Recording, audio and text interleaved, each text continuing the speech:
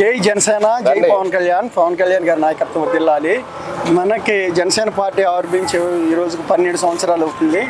మన నాయకుడు ఏమీ ఆశించుకోకుండా 12 సంవత్సరాలు 11 సంవత్సరాలు దాదాపు అపోజిషన్ లీడర్గా పనిచేసి రాష్ట్ర సమస్యలు కానీ ప్రజా సమస్యలు కానీ ముందుకు తీసుకెళ్తూ అట్టడుగు బలహీన వర్గాల ఏ అయితే ఉన్నాయో వాళ్ళ మనోభావాలు దెబ్బతినకోకుండాను వాళ్ళకి శ్రేయతనిస్తూ వాళ్ళకి ముందుకు చేయూతనిచ్చి ముందుకు తీసుకెళ్తంలో కానీ పవన్ కళ్యాణ్ గారు కౌలు రైతులకి ఇచ్చిన భరోసా ఎవరో ఏ రాజకీయ నాయకుడు కూడా చేయలేడు. ఓన్లీ అనౌన్స్ చేసిపోతున్నారు. కానీ మన నాయకుడు 30 కోట్లు పంచాడు.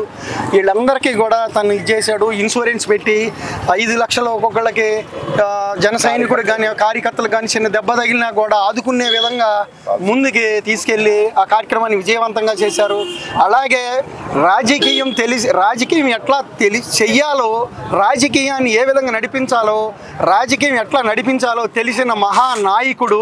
ఈరోజు స్టేట్ గవర్నమెంట్ కానీ సెంట్రల్ గవర్నమెంట్ కానీ ఈరోజు సెంట్రల్ గవర్నమెంట్ కూడా ఉంది అంటే కేవలం పవన్ కళ్యాణ్ గారు ఎక్కడ తగ్గాలో అక్కడ తగ్గి భారత ప్రధానమంత్రి మోడీ గారిని మరోసారి ప్రధానమంత్రిగా సీట్లో కూర్చోబెడటానికి మెయిన్ కారకుడు మనకు తెలిసి జన సైనికులు మాత్రమే.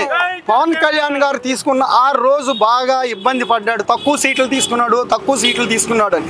తక్కువ సీట్లు తీసుకోవటం కాదు, భారతదేశంలోనే కాదు వరల్డ్ ఏ రాజకీయ పార్టీకి కూడా 100% స్ట్రైక్ రేట్ సాధించిన పార్టీ ఏదీ లేదు. అది ఓన్లీ పవన్ కళ్యాణ్ గారే.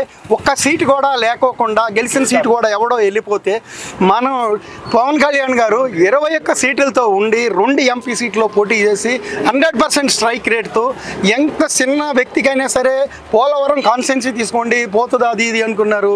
అక్కడ అది కూడా గెలిపించుకుని వచ్చిన గొప్ప ప్రజానాయకుడు.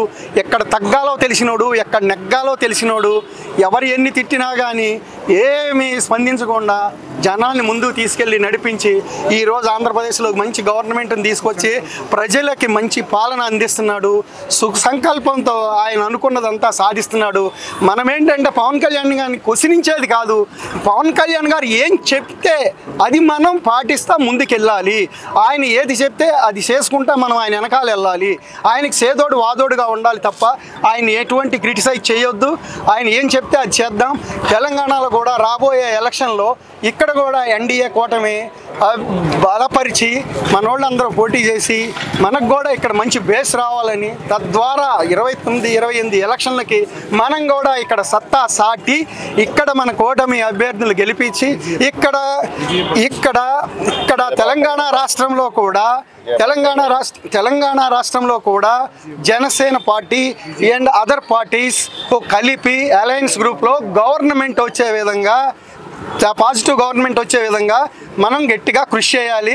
మన మద్దతు ఆయనకి ఇచ్చి ఆయన ఏం చెప్తే అది చేసుకుంటా ముందుకెళ్తే ఆయన తీసుకెళ్ళిపోతాడు. మన ఏం అన్యాయం చేయడు. కార్యకర్తలు అన్యాయం చేయని నాయకుడు ఎవరన్నా ఉన్నారంటే భారతదేశంలో ఒక పొలిటికల్ లీడర్ పవన్ కళ్యాణ్ మాత్రమే. పవన్ కళ్యాణ్ గారు చెప్పిందే చేస్తాడు. కింద వాళ్ళకి అండగా ఉంటాడు. ఎటువంటి ఇబ్బంది వచ్చినా నేనుండాను అని వచ్చిన సందర్భాలు కోకొల్లులు ఏ రాజకీయ నాయకుడు కూడా చేయలేని అన్నీ కూడా మన నాయకుడు చేస్తున్నాడు. మన నాయకుడే మనకు మనోబలం, మన నాయకుడే మన బలం. మన నాయకుడి నిజాయితీ మన ఎక్కడ తీసుకెళ్తుందంటే భారతదేశంలోనే ఒక గొప్ప నాయకుడు వెనకాల మనం ఉండాము అని ఈరోజు గర్వంగా చెప్పుకునే స్థితికి మన అందరినీ తీసుకెళ్తున్నాడు. మనం ఏం చేసినా తక్కువే. ఆయన ఎంత చేస్తే అంత ముందుకు తీసుకెళ్లాలని కోరుకుంటున్నా. జై జనసేన, జై పవన్ కళ్యాణ్ గారు.